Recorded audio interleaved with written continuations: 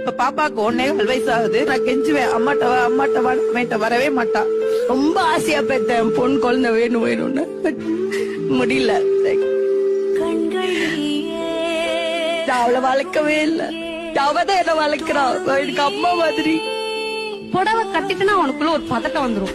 எங்கப்பா போற, எப்பமா வரும்? அப்பதான் அழுதுட்டு கண்ணை தொடச்சிட்டு வெளியில சிரிச்சுட்டே வருவோம். அப்புறம் பிள்ளைங்களெல்லாம் வீட்டுல ஜாலியா விட்டுட்டு நீங்க மட்டும் பிக்னிக் வந்த மாதிரி 2 பேரும் வந்துருக்கீங்கன்னு சொல்லுவாங்க. அப்புறம் ரொம்ப வலிக்கும். நிறைய மிஸ் பண்றோம் லைஃப்ல. பச்சை மிளகாங்க, அதை எடுத்து நான் கடிச்சேன், காரமாயி கண்ணெல்லாம் கலங்கிடுச்சு.